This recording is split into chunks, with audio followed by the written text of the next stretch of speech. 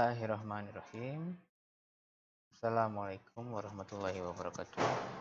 Jumpa lagi di materi kelas kuliah lapangan geologi struktur, secara geologi struktur, yang insya Allah nanti akan diselenggarakan 3 tahap. Jadi ada materi kelas, lalu ada kegiatan lapangan, dan yang terakhir adalah analisis di studio. Seperti itu. Nah, untuk memulai, tentunya seperti biasa saya memaparkan outline yang akan dibahas. Jadi yang pertama adalah saya akan mereview materi-materi struktur, dan yang kedua membahas sedikit tentang analisis deskriptif dan dinamik. Lalu yang selanjutnya adalah pembuatan penampang dan rekonstruksi penampang. Jadi pembuatan penampang dan rekonstruksi penampang ini nanti akan banyak dibahas di video yang lain ya, di video khusus pembuatan penampang. Oke, ini adalah review sejenak bahwasanya ini adalah pengertian atau definisi. Jadi geologi struktur dan tektonik sebenarnya sama saja. Yang membedakannya adalah skala. Jadi ketika kita berbicara struktur geologi secara regional, secara benua, kontinen, atau skala regional lah, satu pulau begitu, itu kita selalu berbicara terkait dengan tektonik. Sedangkan ketika kita berbicara di skala yang lebih lokal, itu akan kita bahas sebagai istilah dari struktur geologi. Yang tentunya ada skala-skala lagi ya, dari skala singkapan, skala sayatan tipis, hingga skala elektron. Nah, ini merupakan kegiatan lapangan, kurang lebih seperti ini. Jadi di gambar kiri atas ini seperti yang kalian tahu semuanya. Ini merupakan yang gambar ini merupakan pengamatan atau pembuatan sketsa ya dari suatu lapangan. Nah, kita bisa lihat di sini ada suatu bidang struktur ya, bidang diskontinuitas, karena bagian yang kanan tidak sama dengan bagian yang kiri. Nah, ada apa di sini? Nah, ini suatu bidang diskontinuitas yang mungkin ini merupakan indikasi sebuah sesar berupa offset. Nah, di bagian bawah ini sedang mengukur di bagian bawah bidang. Jadi ini kalau misalkan kita mau kita ibaratkan ini batuan sedimen, ini dia mengukur di bottomnya. Kalau misalkan ini sebuah slickenite, dia mengukur di bagian hanging wall-nya. Ini outcrop secara umum. Nah, mengapa saya menampilkan strike dip? Karena gejala strike dip, fenomena strike dip, bidang ada bidang perlapisan yang memiliki arah pelamparan dan kemiringan pada batuan sedimen. Secara teori itu menjelaskan hadirnya sebuah struktur, walaupun nantinya akan ditemukan juga ya batuan sedimen yang memang awalnya sudah relatif rendapannya ada kemiringannya begitu. Tapi secara umum memang ketika melihat suatu dipping batuan, dipping batuan anggaplah batuan sedimen sekitar 40 derajat misalkan, berarti memang itu ada indikasi struktur, minimal ada lipatan gitu. Oke, nah ini metode lapangan, jadi saya mengulang juga.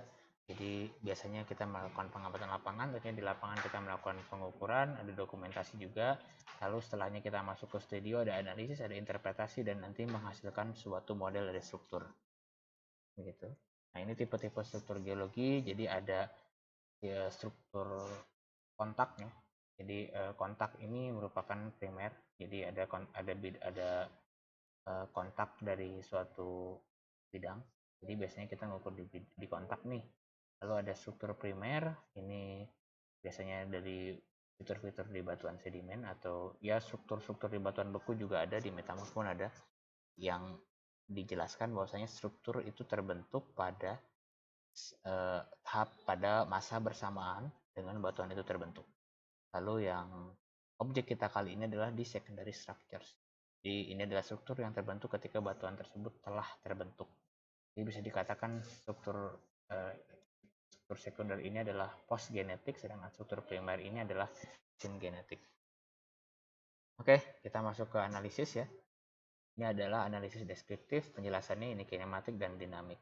Jadi untuk analisis deskriptif itu analisis yang ditekankan dengan dari deskripsi kalian dalam suatu struktur, menyikapinya dari sketsanya seperti apa, arah strukturnya seperti apa, yang tentunya kalian temukan langsung di lapangan, dan nanti ujungnya adalah penamaan sebuah struktur tersebut. Akan analisis kinematik, biasanya kita menganalisis dari sifat gerak atau dari strainnya ya, dan ini memang cenderung kalau kita bedakan ya, kita berbicara kinematika dan analisis kinematik. Kalau kinematika itu mungkin kita berbicara hanya pergerakannya saja. Ini strukturnya pergerakannya gimana? Mendatar atau strike slip, deep slip, itu kinematika. Sedangkan kita berbicara analisis kinematik berarti kita bicara jauh lebih dalam untuk pergerakan sebuah struktur. Nah, tentunya pergerakan tersebut bisa kita ketahui dari strain dan analisis gitu ya, yang biasanya dijumpai di batuan yang memiliki sifat ductile, mungkin batuan metamorf ataupun batuan-batuan yang spesifik seperti itu ya, zona di high pressure temperatur biasanya. Nah, lalu yang ketiga, dan ini yang kita lakukan juga adalah analisis dinamik. Jadi analisis dinamik ini analisis terhadap pola tegasan yang ada di lapangan tersebut. Jadi harapannya kalian melakukan analisis deskriptif di lapangan, lalu disajikan di laporan kalian, dan tentu dari analisis deskriptif kalian melakukan analisis dinamik dari data-data yang didapat di deskriptif ini ya. Nanti dari sini outputnya adalah pola tegasan. Jadi secara umum setiap litologi-litologi yang Anda temukan atau struktur-struktur geologi yang Anda temukan itu bisa menghasilkan atau memberikan info bagaimana pola tegasan yang terjadi di titik tersebut. Oke, ini tahapan dari pengukuran struktur. Nah, ini saya coba review lagi untuk strike dip. Hati-hati dengan strike dip. Jadi kita bebas, sebenarnya ada kaedah tangan kanan, ada kaedah tangan kiri, itu sama saja. Yang jelas dip itu berada di kalau misalkan kita pakai kaedah tangan kiri berarti kita gunakan telunjuk kita dengan jempol kita kan ya. Sedangkan ketika kita menggunakan kaedah tangan kanan berarti kita menggunakan kepala kita sebagai azimut dan tangan kanan kita sebagai dipnya. Nggak masalah semuanya. Yang jelas kalian lihat penamaan ya. Jadi ini adalah strike-nya, misalkan strike-nya 45, dipnya 20 begitu ya. Ini strike-nya 225, ini dipnya 20. Jadi selalu begini, ini 0, ini 90, ini 180, ya kan ya. Ini 270 ya. Jadi kalau misalkan strike-nya 300 ya, paling kan di sini ya. Dipnya pasti ke sini. Nah, itu kaidah yang umum. Jadi tidak perlu kalian menggunakan kaidah-kaidah khusus, dan kalian pada kuliah lapangan ini kalian menggunakan kaidah strike dan dip yang konvensional. Tidak perlu pakai dip and dip direction dulu lah. Ini pengertian dari jurus dan dip saya rasa sudah saya sampaikan juga. Nah, ini penulisan yang baku ya, yang nanti akan kita gunakan selama perkuliahan lapangan. Jadi jangan nulis dip direction, dip dan dip direction ya. Lalu jangan juga menulis seperti ini. Jadi kayak N 30 W. Lalu 45 NE misalkan. Nah, ini gambarnya gimana coba? Gambarnya gini ya, N30 berarti N30W, berarti kan ini N, ini W. Berarti di sini nih garisnya. 30 ke arah W. Dari north 30 ke arah W begini. Lalu 45 NE itu northeast kan? Berarti ini kan east di sini. Berarti dipnya gini.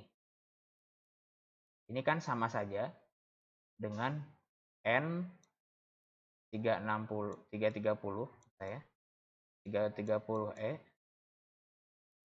45 ya. Buat seragam saja ya seperti ini. Oke, itu mungkin untuk strike dip. Nah, ini simbol-simbol, jadi hati-hati ketika kalian menemukan foliasi di lapangan dan menemukan bidang pelapisan beda ya. Ini bidang pelapisan batuan sedimen. Kalau foliasi kamu menulisnya seperti ini ya. Terus kalau menemukan lapisan horizontal seperti ini, maksudnya horizontal ini adalah dipnya 0. Kalau vertikal ini dipnya 90. Ini foliasi vertikal, ini foliasi horizontal. Nah, ketika menemukan kekar, begini juga gambarnya ya. Nih, ini kekarnya. Lalu untuk sesar nggak saya tulis ya. Sesar ya begini ya. Sesar untuk strike strip ya begini. Ini dextral. Kalau sinistral ya begini ya. Kalau misalkan sesar naik itu ada geriginya kan. Ini. Kalau untuk sesar normal ada ininya, ada barnya gini. Atau mungkin bisa kalau sesar normal itu banyak juga orang menggambarnya seperti ini. Sorry, kalau gambar gini, ini kan ini berarti hang wall-nya. Ini foot wall-nya. Jadi kalau sesar normal itu biasanya orang gambar gini juga nih. Ini apa namanya? Ini down-nya, ini bagian up. Up. Nah, kalau sesar naik sih cenderung ada geriginya seperti ini ya.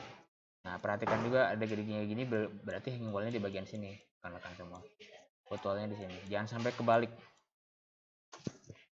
Oke, ini klasifikasi dari sesar. Jadi yang umum yang akan kita gunakan ini saja, normal, reverse, truss gitu ya.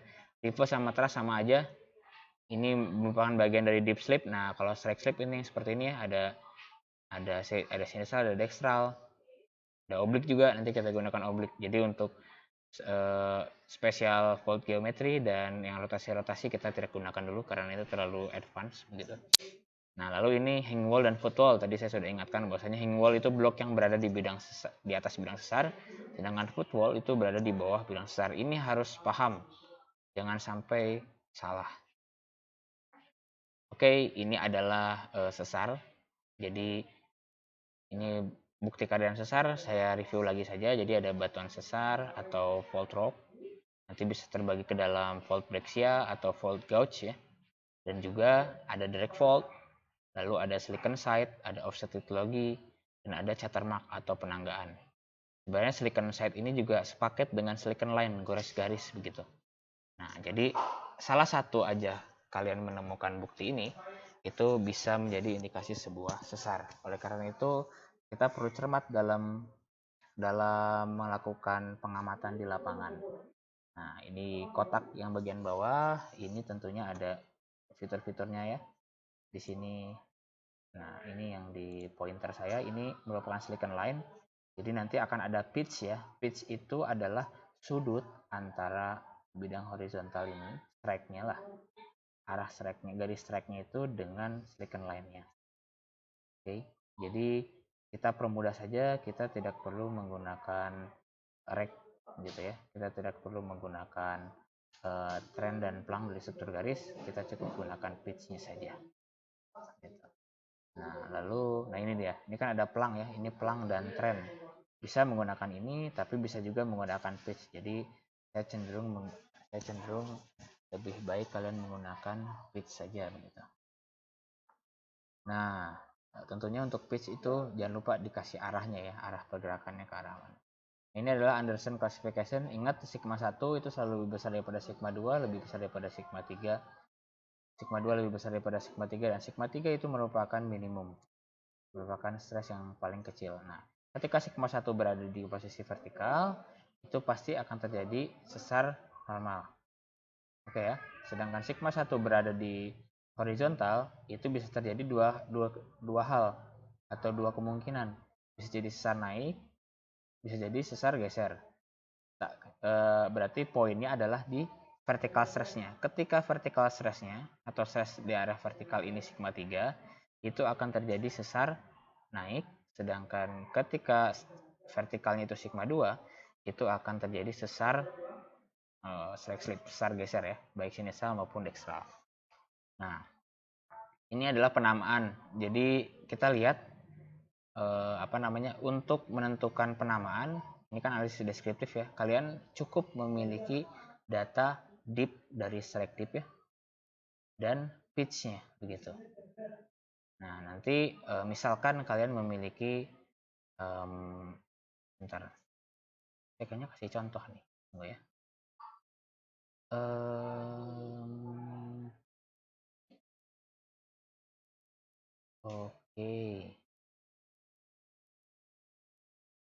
Oke. Misalkan begini, kalian memiliki dip ya, kalian memiliki dip dengan nilai 57 misalkan ya. 57 berarti kan kemungkinan ada di sini nih. Nah, tiga area ini. Lalu ternyata di dip 57 itu dia memiliki pitch kita bilang begini saja. Jadi kita memiliki bidang strike dip silicon side-nya itu senilai 120 misalkan ya. 120, dip-nya itu 80 misalkan. Oke. Lalu dia memiliki pitch sebesar 8 derajat ke arah south east. Nah, jadi kan kita kebayang nih kalau misalkan digambarkan ini kan sesarnya nih 120 derajat ya. Ini n, kalau n ke arah atas ini kira-kira seperti ini ya, 120 derajat, ini dipnya. Nah, ini sesar apa ya kira-kira? Nah, ini kan hanging wall-nya pasti nih. Ini bagian foot wall-nya.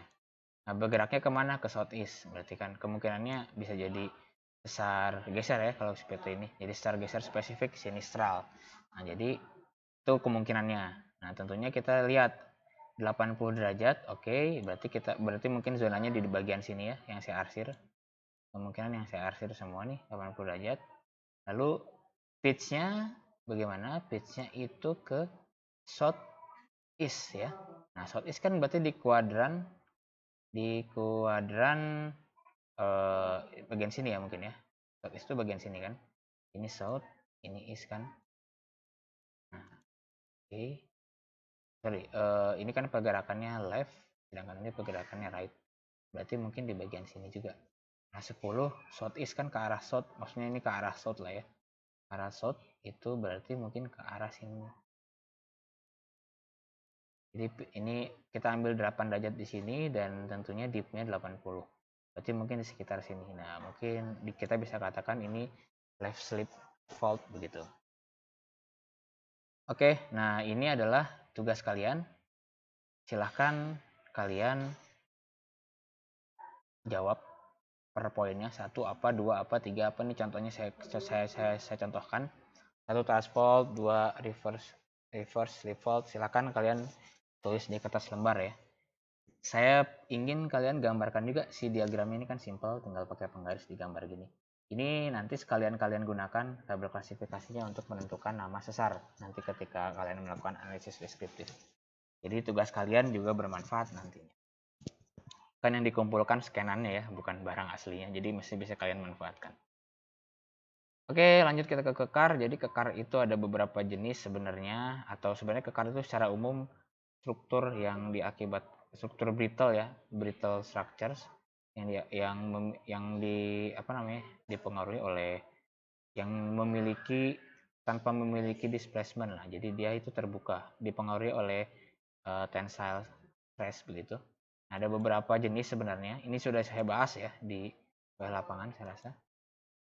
Nah, jadi ada kekar yang terbuka seperti ini nih. Nah, ini dinamakan sebagai fissure sebenarnya, tapi biasanya tidak terisi begitu. Ini ada kekar yang terbukanya sedikit aja. Nah, ini sebenarnya yang kita ambil ukur atau yang biasa kita ukur sebagai shear fractures. Yang nantinya bisa dilakukan analisis dinamik tuh kekar-kekar kayak gini nih. Lalu ini kekar yang terisi. Ini kita sebut sebagai vein ya. Vein kuarsa, vein kalsit.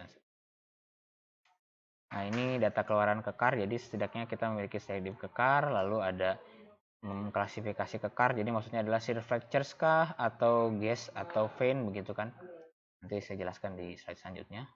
Lalu diukur juga tebalnya berapa ya, tebalnya, aperturnya berapa. Lalu umur relatif tuh maksudnya hubungan potong memotongnya, misalkan ada kekar vein, ada shear fractures, jadi vein ini misalkan umurnya kejadiannya yang pertama, shear fractures memotong vein, berarti shear fracture itu kan terjadinya yang kedua karena setelah vein begitu. Tentunya shear fractures ini umurnya lebih muda daripada vein. Contohnya seperti itu. Nah, lalu kalian untuk mengukur kekar nantinya di lapangan, silakan memilih salah satu metode atau menggunakan metode scanline kah atau window scan. Di scanline itu kalian tarik 1 meter nih, misalkan ambil meteran 1 meter. Nah, selama 1 meter ini kalian ukur kekar yang dilewati itu. Ya. Nah, lalu biasanya kalau scanline koreksi lagi di ujungnya mungkin ya. Ini di tengah. Ini kalau scanline itu di tengah, di ujungnya, sama di awal, titik awal. Jadi mungkin akan ada 3 scanline. Atau kalian menggunakan window scan. Window scan itu mungkin ini ya. Kalian bikin 1 meter kali 1 meter persegi gitu ya. Nah, kalian ukurlah kekar-kekar yang ada di sini semuanya. yang di dalam kotak itu. Nah, kalau untuk mengukur dengan Windows Scan, saya rasa cukup 2x1 saja setiap singkapan yang kekarnya banyak. Nanti mungkin di lapangan ada pendamping juga, nanti pendampingnya yang bisa memberikan arahan juga, ini harus 2 atau 1 saja Windows Scan-nya, atau scan lainnya 3, 4 begitu ya. Oke. Nah, lalu selain itu, nah ini konsep dasar dari struktur sebenarnya. Ini gambar yang saya suka dari Vossen. Jadi ini sigma 1 dari vertikal ya, berarti rezimnya adalah rezim sesar, normal gitu ya. Nah, shear vectors itu ini, dia searah dengan sesar sebenarnya. Jadi dikatakan mula-mula sesar lah kalau shear vectors ini. Lalu di sini ada yang namanya vein ya, karena terisi. Ada juga ini veinnya terisi dengan mineral lain. Ini ada join itu tipis saja kan. Nah, join tipis saja. Nah, lalu ini dinamakan fissure. Fissure itu biasanya di permukaan. Jadi dia rekahannya muncul ke permukaan tapi semakin menutup ke bagian bawah. Oke, itu untuk kekar. Nah, satu lagi ini lipatan. Jadi lipatan itu tentunya hasil perubahan volume. Jadi awalnya batuan itu kan pasti data-data raja, lalu ketika ada stres, nah mungkin dia bisa membentuk lipatan seperti ini ya, baik di batuan metamorf maupun di batuan sedimen. Nah, jenisnya ada 2, ada anticline, ada syncline. Itu juga kalian sudah tahu saya rasa. Oke, dan ini klasifikasinya. Jadi nanti klasifikasinya ini karena memang cukup rumit dan jarang kita gunakan, jadi nanti coba kita lewatkan dulu. Yang penting nanti ketika kalian menemukan indikasi lipatan, silahkan di analisis proyeksi stereonetnya, seperti yang saya bagikan petunjuknya di video ya. Oke, nah ini yang harus kalian lakukan untuk inventarisasi data sesar. Jadi pertama kalian tulis stasiunnya, terus bidang sesarnya, terus pitch-nya, penamaannya apa. Lalu di sini sketsanya juga ya. Dan satu lagi sebenarnya saya lupa masukin ke sini, yaitu bukti sesarnya apa. Apakah silicon side saja atau offset kah, atau ada breakthrough sesar, atau ada watermark dan lain sebagainya ya. Dimasukkan ke selengkap-lengkapnya. Itu untuk data sesar. Kalau untuk data kekar sesimpel ini saja. Mungkin nanti ada umurnya, nanti hubungan antara 1 misalkan 2 gitu ya. Berarti ini kan vein kuarsa lebih terjadi, ini kan nggak mungkin nih. Jadi shear vectors itu pasti setelah vein. Misalkan vein kuarsa pertama, terus vein kuarsa dipotong oleh vein kalsit, berarti ini yang kedua. Terus shear vectors motong vein kuarsa, pasti motong vein dan motong vein kalsit ya, mungkin shear vectors jadi pilihan ketiga. Begitu. Ini untuk inventarisasi data kekar yang nantinya kalian olah di analisis dinamik. Oke, kita masuk ke analisis dinamik. Ini tadi sudah dibahas. Nanti saya lewat saja. Ini juga sudah dibahas. Nah, tentunya untuk analisis dinamik kita menggunakan tools ya. Kita menggunakan WoofNet biasanya.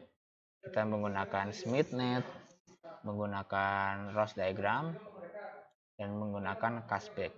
Nah, fungsinya beda-beda ya. WoofNet ini tujuan akhir.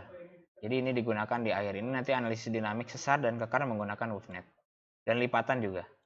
Nah, tetapi untuk Smith, ini biasanya kita gunakan untuk data-data yang banyak. Seperti kekar kan, mungkin satu titik kalian mengukur 50 kekar atau 60 kekar. Nanti dikumpulkan dulu di sini. Nanti setelah ada kumpulannya, nanti kan dalam bentuk titik-titik juga ada nih. Dalam bentuk polnya ada. Nah, nanti dalam bentuk polnya itu diolah di sini. Nanti kalian sudah praktikum juga kan, seharusnya sudah bisa paham ya. Nah, nanti di sini kalian bikin kontur, bikin contouring, ya, bikin contouring. Lalu setelah nanti ada contouring, kalian menentukan dua bidang utama untuk digunakan analisisnya di WoofNet. Nah, kalian nanti setelah itu baru analisis di sini, nanti ketemu mungkin sigma 1, sigma 2, sigma 3-nya. Oke, lalu yang bagian ini Ross diagram, ini nanti data kekar kalian masukin ke sini ya, azimutnya berapa. Azimutnya berapa nanti nanti dibuat membentuk seperti diagram mawar lah. Boleh satu lingkaran, boleh setengah lingkaran.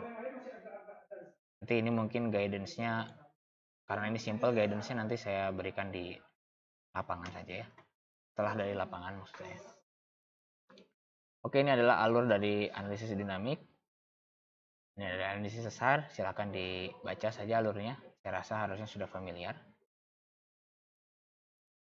Oke, lalu kita lanjut ke rekonstruksi struktur geologi. Jadi ini adalah definisinya. Tentunya penampang geologi itu diperlukan untuk menggambarkan hubungan struktur pada suatu kedalaman, terutama bila struktur tersebut terdiri dari berbagai jenis dan mempunyai arah yang tidak seragam. Lalu, apa saja yang dibutuhkan untuk membuat penampang geologi? Tentunya kita harus menentukan atau membuat lintasan terukur dengan data-data yang terkoordinasi atau memiliki posisi yang jelas pada lapangan kita.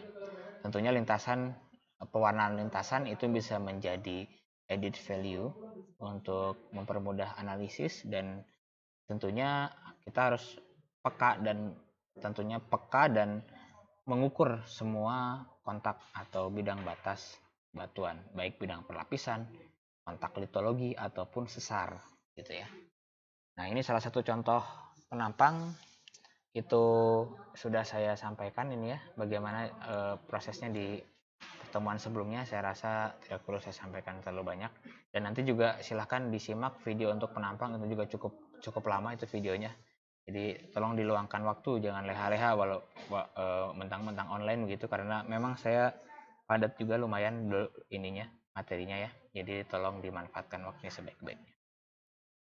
Oke, setelah kalian menonton video, silahkan kalian kerjakan ini tugas 2. Kalian buat peta lintasannya ya, dan kalian buat penampangnya dengan metode King. Nah, metode King itu nanti yang saya jelaskan di video tersebut. Diikuti saja yang lurus-lurus, yang menyudut-menyudut.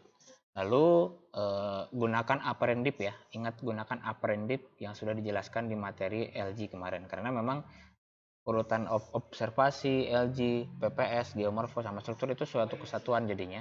Jadi memang kita harus paham semuanya. Jadi struktur ya enggak struktur sendiri, PPS sendiri enggak seperti itu sebenarnya. Jadi itu saling berkaitan dan saling berhubungan.